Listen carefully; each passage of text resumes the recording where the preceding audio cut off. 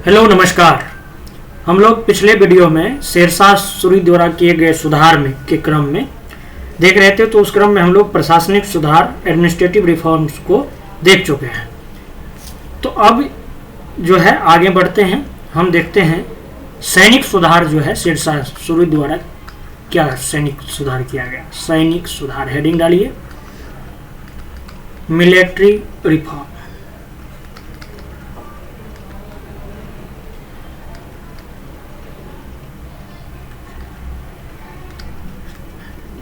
Reform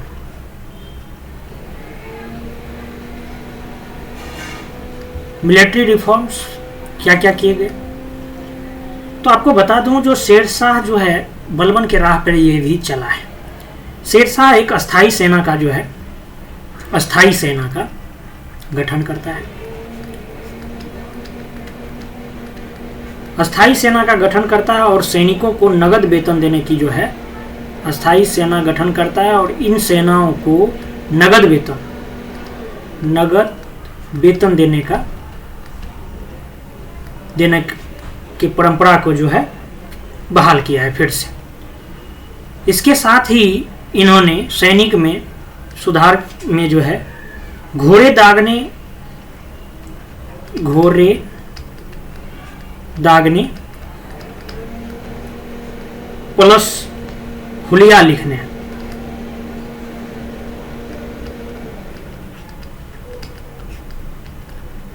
हुलिया लिखने की जो परंपरा थी, इसको पुनः जो है प्रारंभ कर देता है।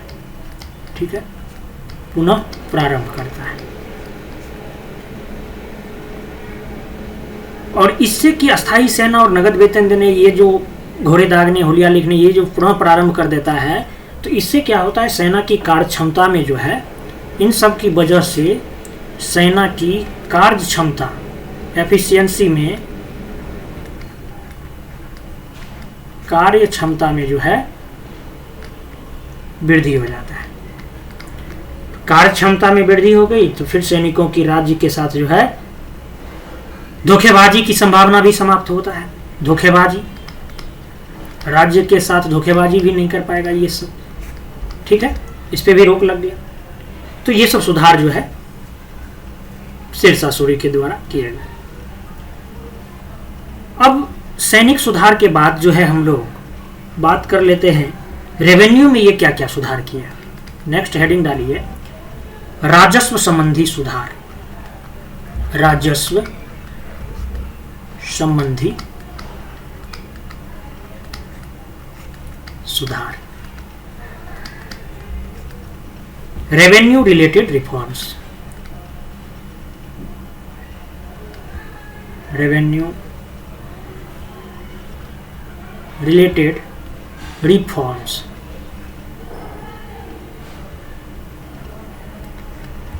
रेवेन्यू रिलेटेड रिफॉर्म्स क्या क्या है। शेरशाह जो है, शेरशाह ये भू राजस्व का निर्धारण जो है फसल बंटवारे और अनुमान के आधार पर करने का हिमायती न था, उसके पक्ष में नहीं था। शेरशाह चाहता था कि मध्यस्थ किसानों का शोषण न करे और राज्य की आय में जो है निरंतरता बनी रहे, और इन सब उद्देश्यों को ध्यान में रखकर जो है शेरशाह कुछ निर्णय लिए, कदम उठाए, राजस्व में सुधार की। सुधार करने के जो क्रम है, पॉइंट बाय अगर मैं बात करूं तो भूमि को जो है उत्पादकता के आधार पर 3 श्रेणी में बांट दिया। भूमि को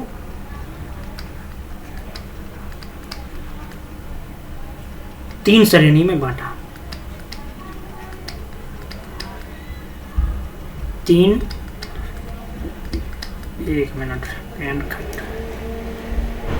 3 श्रेणियों में बांटा, और ये जो है उत्पादकता के आधार पर बांटा है। उत्पादकता के आधार पर।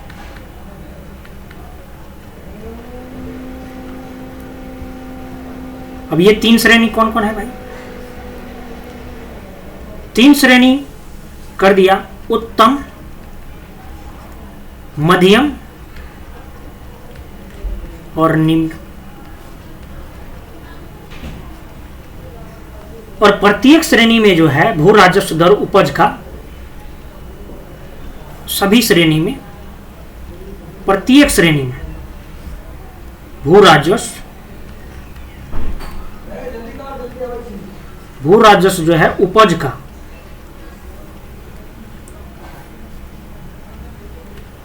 1/3 भाग जो है निर्धारित कर दिया। और राजस्व निर्धारण के लिए जो है, ये राजस्व निर्धारण के लिए भूमि माप को आधार बनाया है। और भूमि मापने के लिए जो है, राजस्व के लिए जो है भूमि माप को आधार बनाता है। और भूमि माप के बारे में जो है शेरशाह ने जब्ती व्यवस्था को प्रारंभ किया। जब्ती व्यवस्था, ये भी याद रखिएगा। जब्ती व्यवस्था किसने प्रारंभ किया? तो शेरशाह सूरी ने जब्ती व्यवस्था का प्रारंभ करता है। भूमि माप के लिए उसने 32 अंक वाला सिकंदरी गज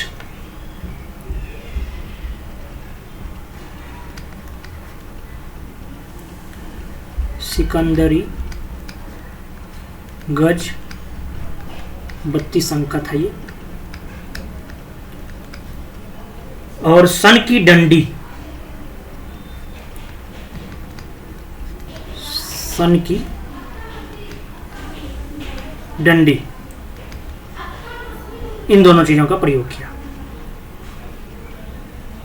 और भूमि मापने के क्रम में जो है किसानों को जरीबाना और मुहसिलाना जो है, ये कर का नाम है, टैक्स का नाम है, देना पड़ता था। टैक्स का क्या नाम था? 2 टैक्स देना पड़ता था।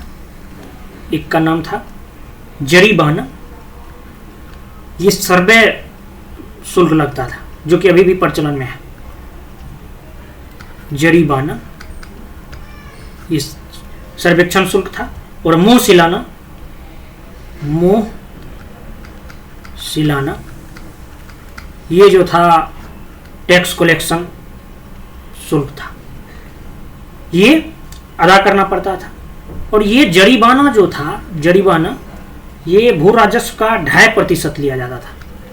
भू राजस्व का 2.5%। और मुंह सिलाना जो है ये भू राजस्व का 5% लिया जाता था। ये बात याद रखिएगा। क्लियर?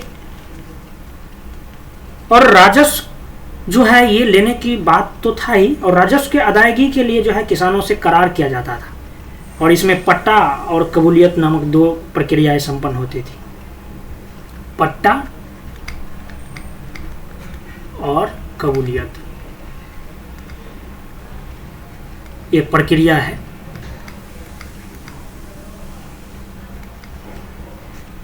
इन दोनों प्रक्रिया का प्रयोग किया जाता था।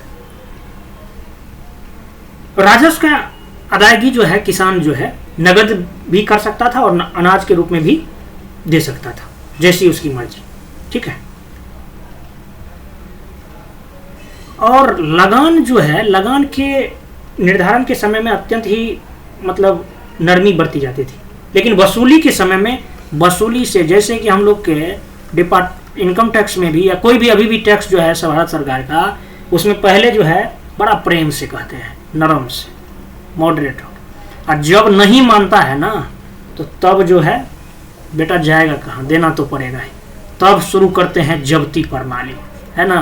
तो यहाँ भी जो है लगान के जो निर्धारण के समय जो है, जब निर्धारण किया जाता था तो निर्धारण के टाइम में जो है नरमी बरती जाती थी। लेकिन जब वसूली की बात आता है तो वसूली के समय में सख्ती पेश करके वसूल किया जाता था। ठीक है। उसके बाद जब्ती प्रणाली भी अपनाता था, जब्त कर लो भाई। तो ये सब उसी टाइम से चल रहा है। उसके बाद शेरशाह जो है एक चीज और किया, जो अकाल जो से भी परा यह था, क्योंकि परा भी था बहुतों के टाइम। तो अकाल से निपटने के लिए जो है अलग से कर लिया जाता था किसानों से। और मुल्तान इस राजस्व व्यवस्था का जो है एक अपवाद था, मुल्तान से ये बात नहीं था, मुल्तान अपवाद में था, इसको याद रखिएगा, क्योंकि जो अपवाद में रहे उस पर ज़्यादा नजर रहा था। मुल्तान में करों की दर उपज का 1/4 भाग हुआ करते था, ये चीज़ ध्यान रखिएगा, उपज का 1/4 भाग कर लिया जाता था, ये चीज़ ध्यान रखिएगा मुल्तान के बारे में। तो इस प्रकार से जो देखा जाए तो शेरशाह के राजस्व संबंधी सुधारों में जो है किसानों को, मतलब अगर क्रक्स में बात करें सारी चीज़ को देखते हुए, तो राहत जो है मिलता है, राहत मिला है, और राज्य को आर्थिक लाभ भी हुआ है, और आर्थिक लाभ राज्य को आर्थिक लाभ भी हुआ है, आर्थिक लाभ भी हुआ है। और साथ ही साथ अगर बात कीजिएगा तो जागीरदारी और जमींदारों के प्रभाव भी कम हुआ है, जागीरदार प्लस जमींदार, इन लोगों का प्रभाव भी क्या हुआ है, कम हुआ है, डाउन हुआ है। तो ये बात हम जो है हम लोग रेवेन्यू रिफॉर्म से रिलेटेड बात की है, ठीक है। क्योंकि शेरशाह की लगान व्यवस्था जो है मुख्य रूप से जो था ये रैयतवादी व्यवस्था से संबंधित था, रैयतवादी, डायरेक्ट कनेक्शन, रैयतवादी, ठीक। इसमें क्या होता था ना, जो किसानों से डायरेक्ट संपर्क स्थापित किया जाता है, डायरेक्ट, ठीक है ना, डायरेक्ट उससे संपर्क स्थापित करके लिया जाता है, बीच मध्यस्थ को, मीडिएटर वाला बात को हटाते हैं, बिचौलिए सबको हटाना चाहिए, और उत्पादन के आधार पर जो लिया जाए ये बहुत अच्छी बात थी, ये मानना पड़ेगा आपको। तो मेनली यही बात था, सवाल यही सबसे पूछा जाता है एकदम। आप एक वीडियो को अच्छे से देखिए, मुझे नहीं लग रहा है आपको दूसरी जगह फिर बुक उल्टाने की ज़रूरत पड़ेगा अगर एक अच्छे से नोट्स बना ले गया। अच्छा चलिए अब बात कर लेते हैं सुधार को जो देख रहे हैं, तो अब आर्थिक सुधार भी देख लेते हैं। आर्थिक सुधार, आर्थिक सुधार,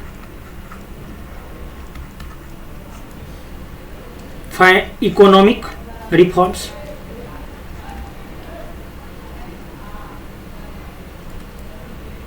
इकोनॉमिक रिफॉर्म्स, ठीक है। इकोनॉमिक रिफॉर्म्स की अगर बात करें तो शेरशाह जो है इसके लिए कई कार्य किए हैं।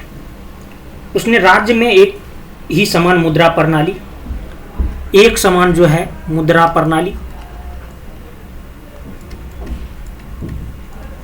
चलाया, समान मुद्रा प्रणाली, समान मुद्रा प्रणाली, और माप तोल के उपकरण, समान मुद्रा प्रणाली प्लस माप तोल के उपकरण एक ही चलाया पूरे राज्य में, जो कि अच्छी बात है। और इसके साथ इसने जो भी पुराने घिसे पिटे सिक्के थे, सिक्के, पुराने घिसे पिटे जो भी सिक्के थे, इस पुराने सिक्के को जो है इनके बदले में चांदी का रुपया, चांदी का रुपया,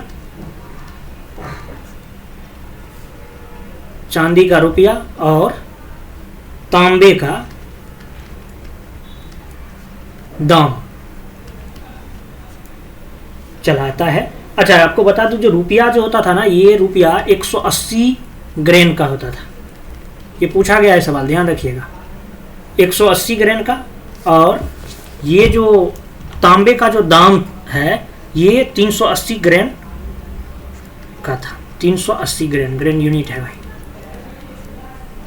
तो ये सिक्के, पुराने घिसे पीटे सिक्के को जो है उस समाप्त करके जो है शुद्ध चांदी का सिक्का और तांबे के सिक्का चलाया। चांदी के सिक्के का नाम रुपया दिया और तांबे के सिक्के का नाम जो है दाम दिया। इसके अतिरिक्त जो है उसने दाम के आधे, चौथाई और 16वें भाग के भी अनेक सिक्के चलाए। ये जो तांबे के सिक्के थे, इसके जो है आधे, चौथाई और 16वें भाग के भी सिक्के चलाए। और आपको बता दूं, जो शेरशाह को चांदी का सिक्का शुरुआत करने का श्रेय दिया जाता है, शेरशाह को ही दिया जाता है पहले पहले।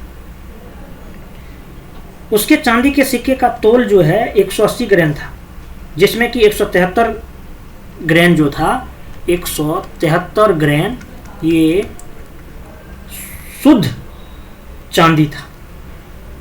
ये भी ध्यान रखिएगा, शुद्ध चांदी।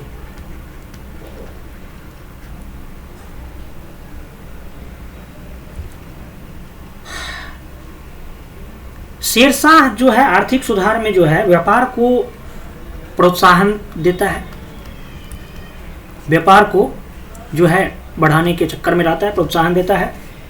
और प्रोत्साहन देने के लिए जो है ये चुंगी दर को निर्धारित कर देता है, और सहदारी जो कि पहले कर चलते थे उसको जो है ये समाप्त कर देता है। व्यापार को सुलभ बनाने के लिए ये सहदारी नामक जो टैक्स चलता था उसको समाप्त कर देता है, और केवल 2 स्थानों पर चुंगी लेने का प्रबंध करता है। ये व्यापार में केवल 2 स्थानों पर चुंगी लिया जाता था, चुंगी लिया जाता था। और 2 स्थान कौन था? पहला स्थान था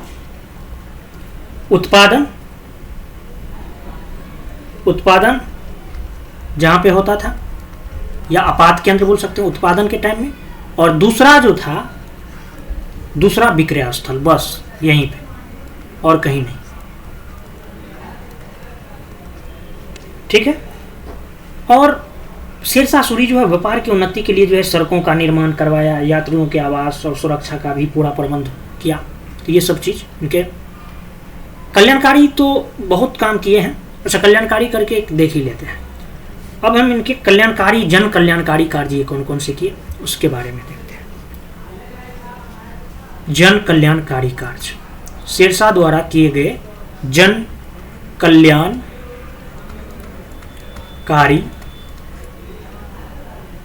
कार्य। ठीक है। पब्लिक वेलफेयर वर्क, पब्लिक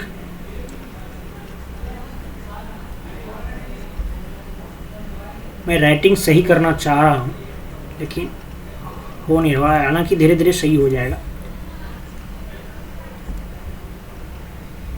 जन कल्याणकारी कार्य कौन कौन सा किया? जन कल्याणकारी कार्य में जो कि लोगों से जुड़ा हुआ था, उनमें मतलब उनके रहन सहन में परिवर्तन लाए। तो आपको बता दूं, जो सत्ता के सुदृढ़ीकरण में संचार क्षेत्र में उसके द्वारा किए गए कार्यों का जो है बहुत ही महत्वपूर्ण स्थान रखता है, संचार। ठीक है। शेरशाह जो है विभिन्न राजमार्गों का निर्माण भी करवाया है, संचार जो हो गया, राजमार्ग का निर्माण भी करवाया है। उसके बाद जो है और राजमार्ग का निर्माण करवाया। इसमें ऐसा भी बात होता है कहीं कहीं पे, अगर आप देखिएगा अभी भी शहर में बहुत जगह है जो रेस्ट्रिक्शन रहता है, जो इसमें भाई पैसा जो दे रहा है टोल टैक्स भरने के, जिसके पास क्षमता है वही इस फ्लाईओवर पे जाएगा। तो ऐसा कुछ नहीं था, इस पे सिर्फ सेना ही जाएगा, इस टाइप का नहीं था। शेरशाह के जो राजमार्ग थे इसमें केवल सैनिक की आवाजाही शुरू हुई, मतलब न केवल सैनिक की आवाजाही शुरू हुई बल्कि वाणिज्य व्यापार का भी जो है विकास होता है। और प्रत्येक 2 कोस पर, सबसे बड़ी बात देखिए, राजमार्ग में जो है प्रत्येक 2 कोस, ये यूनिट है भाई, ठीक है ना, डिस्टेंस का, दूरी का मात्रक है। प्रत्येक 2 कोस पर सरायों का निर्माण करवाया, ये चीज ध्यान रखिएगा, सराय का निर्माण करवाया, सराय का निर्माण करवाया। और धीरे धीरे ये सराय जो है मंडी के तौर पर जो है विकसित हो जाता है आगे चल के। और जब ये सराय जो है धीरे धीरे मंडी के तौर पर विकसित हो गया तो आसपास जो है, इसके आसपास वाणिज्यिक मतलब कॉमर्शियल एरिया हो गया, और यहाँ पे दुकानदारी स्टार्ट हो गया। और देखा जाए तो इस समय की जो शासन व्यवस्था में हिंदू मुस्लिम प्रजा के मध्य जो है कोई भेदभाव था ही नहीं। हिंदू मुस्लिम मतलब कोई भेदभाव नहीं था, और इसके द्वारा जो सराय बनाए गए थे शेरशाह सूरी के द्वारा, लगभग 1700 सराय बनाए गए। ध्यान रखिएगा, 1700 सराय बनवाए गए।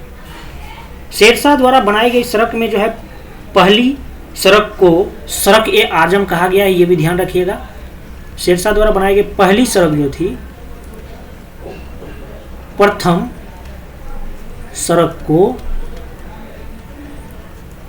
सड़क का नाम जो है सड़क ए आजम, सड़क ए आजम कहा जाता है। ठीक है, सड़क ए आजम कहा जाता था।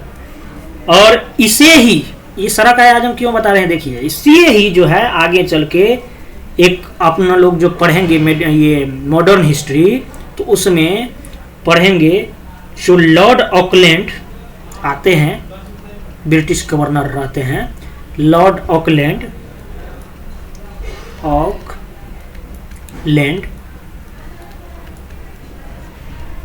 इन्होंने जो है आकर के इसी का, यही सड़क ए आजम जो रोड था, इसी को नाम कर दिया GT road, grand truck road. ठीक है, ग्रांड ट्रक रोड करके इसे पुकारा। और इससे जो है ना, इस रोड से दक्षिण भारत को उत्तर भारत से जोड़ना चाहता था, ये भी ध्यान रखिएगा। नॉर्थ टू साउथ को जोड़ना चाहता था ये रोड, इस रोड से। अच्छा, ये जो आपको बताया जो हिंदू मुस्लिम का कोई नहीं, तो इस पे एक राइटर थे, ये मतलब इतिहासकार ही कहिए, कानून गो, ये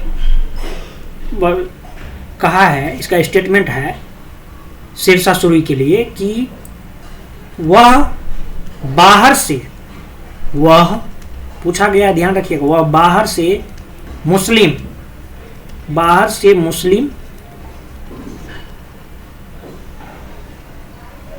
अंदर से हिंदू था। शेरशाह सूरी के बारे में, अंदर से हिंदू था, ऐसा बात कहा है कानून को। ठीक है, उसके बाद अगर देखा जाए, जन कल्याणकारी कार्य इनके बहुत सारे हैं भाई, कम नहीं है। इन्होंने जो है घुड़सवार डाक व्यवस्था भी शुरू किया था, जल्दी से डाक व्यवस्था, घुड़सवार, इससे सबको फायदा हुआ, गवर्नमेंट को भी हुआ और आम जनता को भी। घुड़सवार डाक व्यवस्था भी चलाया। उसके बाद इन्होंने कला संस्कृति के उपलब्धियों के लिए भी बहुत सारे काम किए। आपको मालूम होगा जो बिहार में एक सासाराम डिस्ट्रिक्ट है, सासाराम डिस्ट्रिक्ट में जो है उसका मकबरा स्थापत्य कला का जो है शानदार नमूना अभी भी प्रस्तुत करता है। सासाराम बिहार में है ये।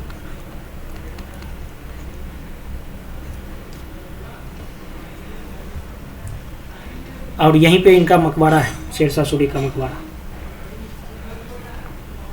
और आपको बता दूं जो ये जो सासाराम बिहार में जो शेरशाह सूरी का मकबरा है, शेरशाह, हालांकि हम स्थापत्य को लेकर के एक वीडियो सबका बनाएंगे, उसमें आपको बताएंगे ही, लेकिन जान लीजिए जो शेरशाह सूरी का मकबरा,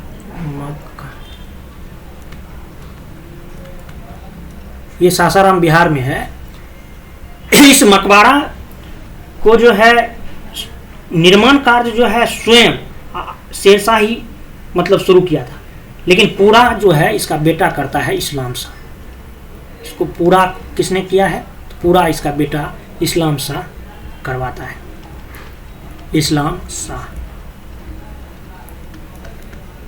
के द्वारा करवाया गया है। और यहाँ इसी को जो है ये शेरशाह सूरी का जो मकबरा है, इसको सल्तनत कालीन स्थापत्य की प्रकाष्ठा और मुगल शैली का प्रारंभ माना जाता है, ये भी ध्यान रखिए। उसके बाद शेरशाह जो है दिल्ली के निकट एक शहर भी बसाया था, दिल्ली के निकट एक शहर बसाया था जिसमें सिर्फ पुराना किला के कुछ भाग जो है अब अवशेष है। पुराना किला परिसर में स्थित किला एक कोहना नामक मस्जिद शेरशाह ने बनवाई थी। किला ये कोहना नाम का मस्जिद जो है शेरशाह ही बनवाया थे। शेरशाह जो है सुल्तान उल अदल की उपाधि धारण कर रखी थी और यह जो है उसकी न्याय व्यवस्था बहुत निष्पक्ष और कठोर थी, इसीलिए ये ले रखा था ये उपाधि सुल्तान उल अदल की उपाधि।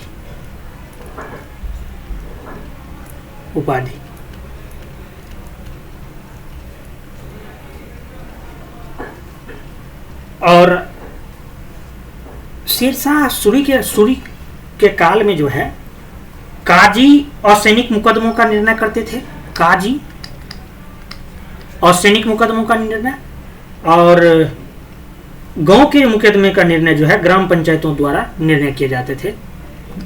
ग्राम पंचायत द्वारा गांव का,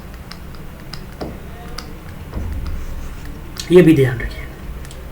और सैनिक मुकदमे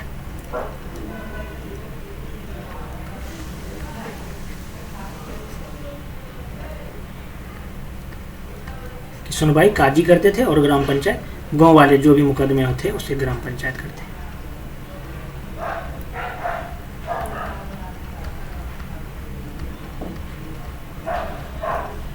ठीक है। और शेरशाह जो है कन्नौज नगर को नष्ट करके शेरसुर नामक नगर बसाया था, ये भी ध्यान रखिएगा, ऐसा कहा जाता है। हालांकि बाद में कन्नौज तो अभी भी देख ही रहे हैं। कन्नौज नगर को नष्ट करके जो है इन्होंने इसके जगह पे शेरसुर बसाया था। ठीक है।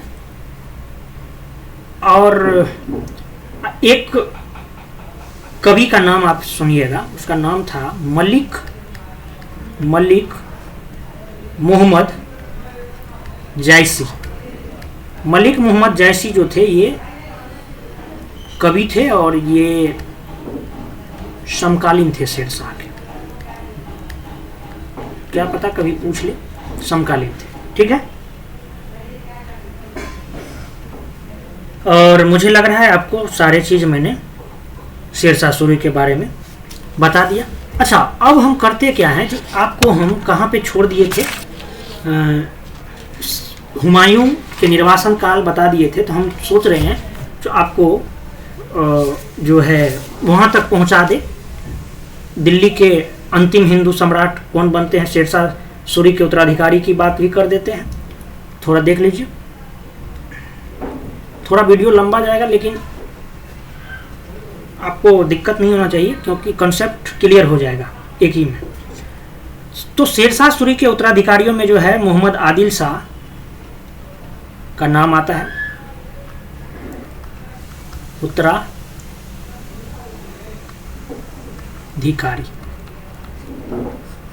की बात करें अगर, तो उत्तराधिकारी में एक नाम आता है मोहम्मद आदिल शाह। मोहम्मद आदिल शाह जो था एक अयोग्य और दुराचारी शासक था।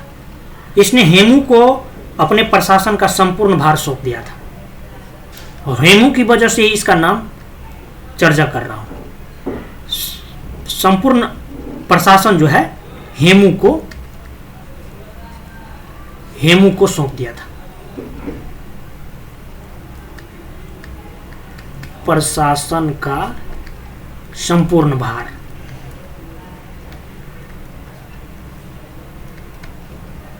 हेमू को सौंप दिया है। और आदिल शाह जो है चुनार को अपनी राजधानी बनाता है।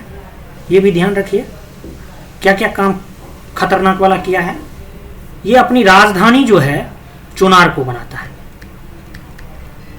चुनार को राजधानी बनाता है। और हेमू जो है मुगलों को हिंदुस्तान से बाहर निकालने के लिए जो है इसको नियुक्त करता है। हेमू मुगलों को हिंदुस्तान से बाहर निकालने के लिए इसको नियुक्त करता है, जो हिंदुस्तान से जो है मुगल को बाहर करो।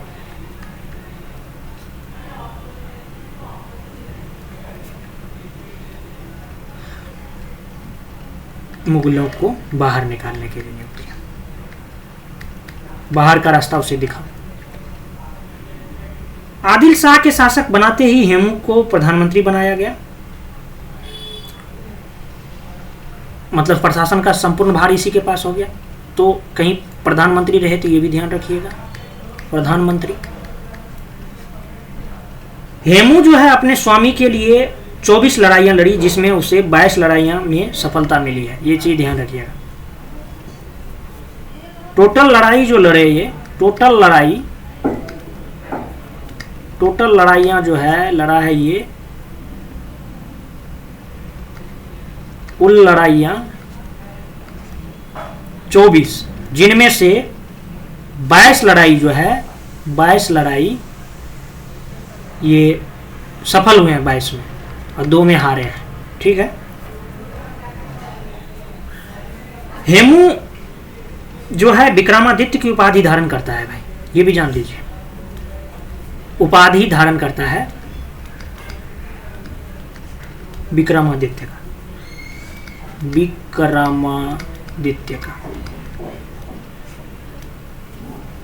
और वह जो है दिल्ली की गद्दी पर बैठने वाला जो है, बाद में दिल्ली की गद्दी पर बैठता ही है। और ये जो है हेमू जो है दिल्ली की गद्दी पर बैठने वाला अंतिम हिंदू सम्राट, अंतिम हिंदू सम्राट रहता है। इसको मैं अकबर के टाइम में आपको रिलेट कराऊंगा थोड़ा अच्छे से। अंतिम हिंदू सम्राट था ये, और इसका शासन जो है बहुत ही कम रहा है, इसलिए नेगलेक्ट ही मानते हैं। लेकिन अकबर और हेमू के बीच युद्ध होता है, वहां पे काम आएगा, इसलिए इसको समझिए। अंतिम हिंदू सम्राट जो है ये दिल्ली का अंतिम हिंदू सम्राट, दिल्ली लिख देता हूँ, दिल्ली का अंतिम हिंदू सम्राट जो है वो हेमू ही कहलाया। क्लियर बात? चलिए, ये तो हेमू के बारे में चर्चा हम कर दिए। इस्लाम शाह के बारे में बता चुके हैं, आपको याद होगा। अब हुमायूं जो है फिर से राज को प्राप्त करेगा, इसको देख लेते हैं, फिर अगले वीडियो में अकबर से स्टार्ट करेंगे। तो यहाँ पे हेडिंग डाल लीजिए, हुमायूं द्वारा पुनः राज्य की प्राप्ति।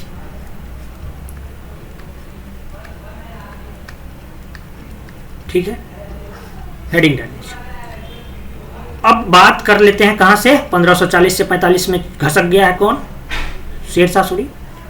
1545 ईस्वी में जो है हुमायूं जो है काबुल और कंधार पर हमला करके कब्जा कर लेता है। ये कहानी आपको बता चुका हूं।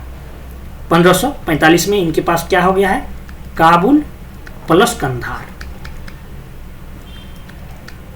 कौन था? इसका भाई था भाई, याद होगा थोड़ा बहुत।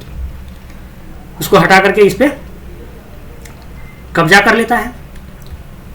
और फरवरी 1555 ईस्वी में जो है ये लाहौर पर अधिकार कर लेता है। देखिए कैसे कैसे आ रहा है, लाहौर पर अधिकार कर लिया था।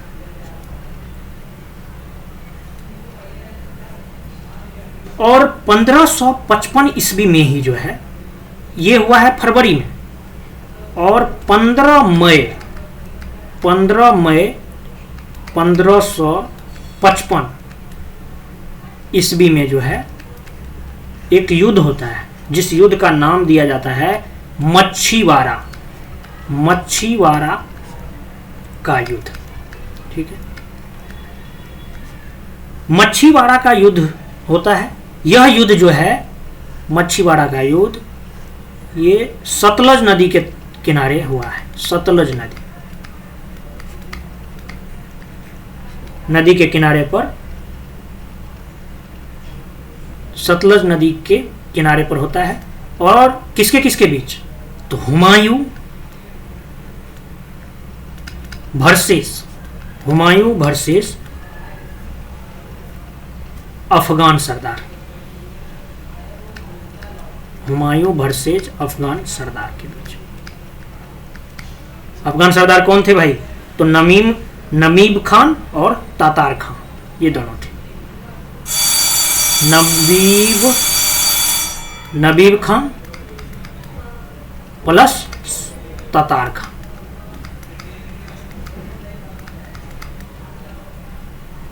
इन दोनों के बीच लड़ाई होता है, इसी का नाम जो है मच्छीवाड़ा का नाम दिया है। इसमें जो है ना, देखिए इसके बाद हुमायूं टनाटन हो गया है अकबर जब पैदा हो गया है, तो समझ रहे हैं ना, इसलिए अकबर को बहुत ही धर्मनिष्ठ शासक भी बोला गया है। तो हुमायूं जो है इस युद्ध को जीत लेता है, मच्छीवाड़ा के युद्ध को जीत लेता है, और अब जो है मुगलों का अधिकार जो है पंजाब पर, मच्छीवाड़ा के युद्ध पर अगर जीत हासिल करके हुमायूं जो है पंजाब को हथिया लेता है, पंजाब पर अधिकार हो जाता है मुगलों का, ठीक है, पंजाब पर अधिकार कर लेता है मच्छीवाड़ा के युद्ध से। अब 22 जून, ये मई में घटना है, 15 मई की। चलिए आगे बढ़िए, मई के बाद जून महीने में आइए। जून महीना के 22 तारीख, 22 जून 1555, 22 जून 1555 को एक युद्ध होता है, सरहिंद का युद्ध, सरहिंद का युद्ध। यह युद्ध जो है सरहिंद का युद्ध, ये अफगान वर्सेस मुगल सेना,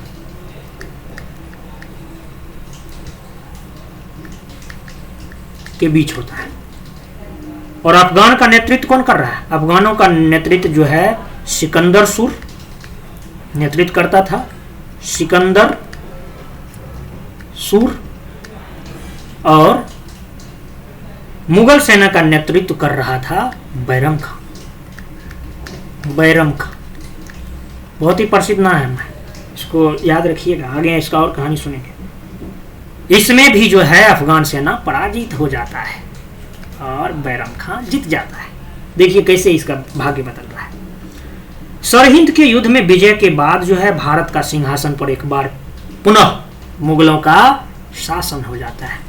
मुगल एक बार फिर से जो है मुगल सिंहासन को पर आसीन हो जाता है, ठीक है, बैठ जाता है।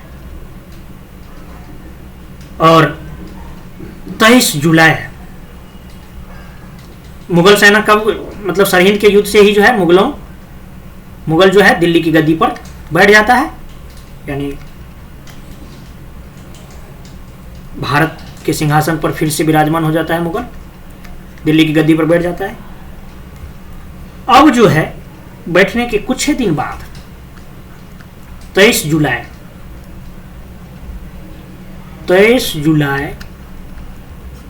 1955 23 जुलाई 1955 को जो है हुमायूं का मृत्यु हो जाते हैं। हुमायूं की मृत्यु, अब मृत्यु कैसे हुआ है? तो ऐसा कहा जाता है, जो हुमायूं पुस्तकालय की सीढ़ी से गिर करके, इसका लिख ही देता हूं भाई, पुस्तकालय की सीढ़ियों से गिरकर, पुस्तकालय की सीढ़ियों से गिरने पर जो है हुमायूं की मृत्यु हो जाता है। क्लियर बात? हुमायूं का खेला खत्म होता है। और आपको बता दूं, हुमायूं जो है सप्ताह के 7 दिन 7 रंग के कपड़े पहनता था, और हुमायूं ही जो है एकमात्र ऐसा शासक था जिन्होंने अपना साम्राज्य भाइयों में बांटा था। ये भी ध्यान रखिएगा, ठीक है। और सप्ताह में 7 दिन 7 कपड़े, 7 दिन 7 कपड़े, ये भी याद रखिएगा, ठीक है। बड़ा धार्मिक लोग थे। तो इसके साथ जो है समाप्त होता है। हम लोग अगले लेक्चर में एकदम सम्राट अकबर के बारे में पढ़ेंगे, ठीक है। अकबर के बारे में नेक्स्ट वीडियो में देखेंगे। बहुत ही लंबा है अकबर की कहानी, 2-3 वीडियो में होगा। तो धन्यवाद, फिर मिलते हैं नेक्स्ट लेक्चर।